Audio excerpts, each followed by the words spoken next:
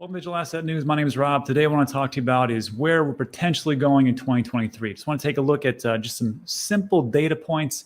And I got to tell you, the first month that's coming up, January 2023, is not looking good. However, moving forward, I think we've got a lot of ways to go. Also, we'll take a look at some active addresses and how there are some different products that are actually building in this bear market. And finally, I want to talk to you about a call I took on a crypto product that we've covered here on the show and where things are going as far as globally in the crypto market in 2023 and 2024. And it really does have to do with the tokenization of securities and security assets. And it just blew me away about what's happening behind the scenes that nobody knows about because nobody has any idea what's coming. So first things first, let's take a look at what's going to happen potentially in 2023. This was a chart put out by Rect Capital. I linked their Twitter account in the description. You can check it out. And again, I'm a big believer in 4-year cycles. So again, 2012 was a halving. 2013 was an all-time high. 2014 and 15 is a dip and a reset. 2016, we had a Bitcoin halving. 2017, all-time high. 18, 19 dip reset. And then just 2020, we had a halving again. We had an all-time high in 2021. We're going through a major dip and a reset, which will happen in 2023. Those are the 4-year cycles. But the way that Rect Capital took a little different look at it was instead of starting with number one, which would be what I would say number one the first time, which would be the first halving. They're starting everything at the all-time high after the first halving. And they said, just take a look at this. So in 2013, this number one here, that was the all-time high. Then we had what I call as a dip in 2013. And then 2014, we have a reset. And that is, even though we see it's, the full year after the all-time high is bad, the reset year is actually not too bad. And then we go into a halving in 2016, 2017 all-time high, a dip and a reset. And of course, a halving in 2020, looking pretty good. 2021, we had an all-time high. And see, look at that wick going all the way up there to almost $70,000. And then number two here is what I say is the dip or the year afterwards. So if we just take a look at three, usually 2 years after the all-time high, three over here, is actually a pretty good green year. Then going into of course, the next all-time high. One thing to note here is this. Diminishing returns are definitely in play. You can see here the number one in 2013. That's a pretty big candle. And 2017, still a big candle, but not as much. And then look at 2021, excuse me. Not too much action, but it still went to 70,000. So again, I think in 2023, we could see some pretty good reversals. However, if we take a look, this is from Ben's website and the Cryptoverse. And we take a look here at the monthly return tables. Just look at January for all the years. And you can see that we've got 1, 2, 3, 4, 5, 6, 7 green months and then 5 red months. And most importantly, the month or the 2 months after the all-time high, remember the all-time was 2013, 2 months afterwards, January was a pretty awful month, negative 31%. And 2017 all-time high, 2 years after that, it was still a red month, negative 7%. And then in 2021, 2 years after that, I still think January is going to be a pretty crummy month. Moving into maybe February, might see a better month, and then March. But I still think 2023 can be good. It just depends on how good it can be and how long it's going to take. Again, there's a lot of macro factors. We're going to start to see. I mean, even if the Fed pivots, you're still going to have months after that because they probably broke something. There's still going to be supply chain issues. There's still going to be inflation. There's still going to be all this talk about the wars and things that are going on. So the macro discussion, I think, is still going to be pretty awful.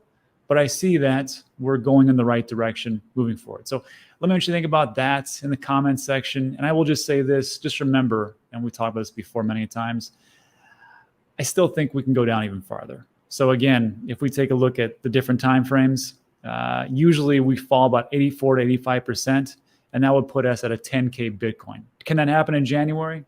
Maybe.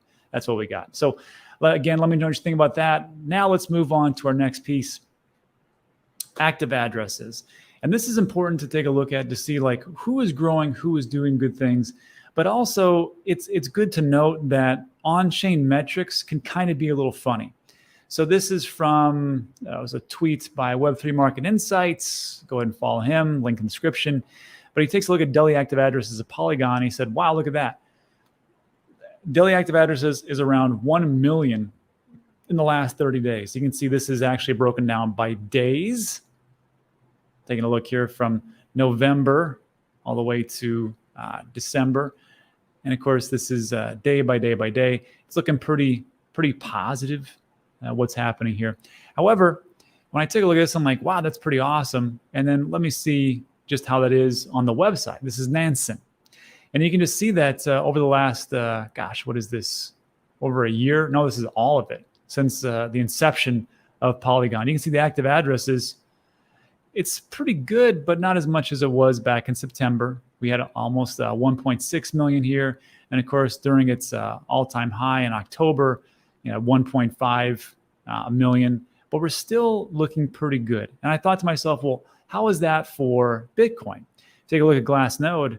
Bitcoin active addresses, we can see right here, you're looking at almost 1 million. So you're telling me that Polygon, however they defined it here, they've got a lot of active addresses, which is good. However, if I just take a look at Glassnode and pull up Polygon, a much different story. Glassnode over here will say, hey, you've got 5,000 active addresses. You've got 7,480 addresses. And the way they define it is this: the number of unique addresses that were active in the network, either as a sender or receiver. Only addresses that were active in successful transactions are counted. So if we take a look over here, what do they define that as? And then it's just interaction and the number of times events were broadcasted by the specific entities or smart contracts or how things were moved about. So again, for this one with Nansen, just take it with a grain of salt for all this on-chain data. You can parse this up and make it look awesome or make it look crappy, just depends. But take it with a grain of salt because there's different ways that metrics will show you different things. Not to take away from Polygon. I own Polygon. I want it to work really well. But this is not a Moonboy channel. And that is just the data that we see. Anyhow, that's what we got. And then lastly, let's finish up with some positive news. Now, I thought it was interesting, but I didn't really put two and two together. This is Larry Fink, and he is talking at some summit, and Larry Fink is the CEO of BlackRock, 10 trillion assets under management, and he's talking about how big tokenization of securities is going to be, securities being stocks. And I just kind of brush it off like, that's cute, that's adorable. But then I was reached out by these guys from Arcton. And I talked to Francesco and Marins. Marins is a securities lawyer in Switzerland. Francesco, he is a blockchain developer. And they talked about how, they said we're also looking because of the token securities here in Switzerland. That is our main business. And they explained to me what a security token actually was. Like, that's great, fine, sounds good. And then I just talked to somebody yesterday, friend of the show. I can't tell you what the project is, but we talked. It was supposed to be a 15-minute conversation. It was an hour and a half. And what he told me, he said, look, we've been reached out by numerous institutions and entities globally, not just America. And what they want us to do is they want to build on top of our project to offer tokens, securities to be tokenized so their customers can have access. And I said, what is the whole point of that? They said, because it's just cheaper, easier, and faster, and it cuts out the middleman, which is what we've been talking about for so long. He goes, so what they're going to be doing, and I'll be talking about this later when I can tell you more, but what they want to be doing is to service industries like with PicDay. I had no idea what this is. This is asset management, wealth management. They've got 700 billion assets under management, and they told me a bunch of different other names that are out there. And they want to build on top of us. And I can guarantee this isn't the only crypto platform, what they're doing.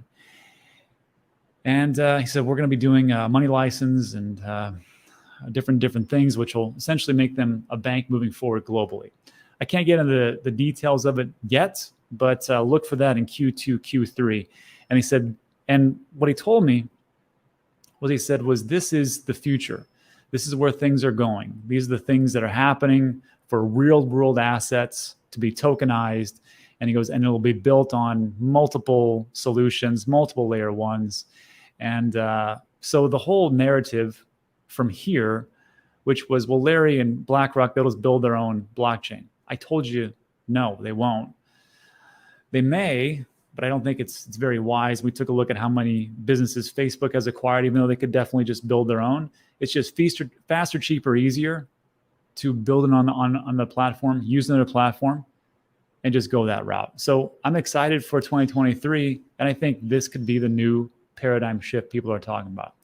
Anyhow, I'll let you know about that when I get more information and can talk about it, but that's what's happening. Then lastly, just to let you know, the Sweatcoin January challenge. I want everybody to get in shape, or as best of shape as they can. The best way to start with doing that is just walking. Sweatcoin is, of course, I'm biased on this channel. I own a bunch of Sweatcoins myself, but the app itself is free to use, free to download, and you get free crypto, which is the Sweatcoin app. I reached out to all the people that I knew, and here's what we're giving away. We're giving away over 5,000 Sweatcoins. We're giving away a Ledger Nano X. We're giving away a lifetime membership to Token Metrics, 10 Coin Ledger premium memberships. We're giving away 2 Arculuses. We're giving away Meld tokens, Meld bank managers. We're giving away 3 6-month premium memberships in the Cryptoverse, 30 Shield folios, premium membership to Tencent, Ladies, Epic Art, which is crypto physical art, and of course some Yetis from I Trust Capital and some pens. And it's all going to happen within this month. So there's a link in the description. All I want you to do is just download the app now, start walking. Top 30 people are going to win these things. And I'll explain on January 1st exactly how that works. And that's it for today. So look, if you like today's video, give it a thumbs up. Also consider subscribing. A lot of things to talk about are time sensitive, and that's it for today. So thanks so much for stopping by.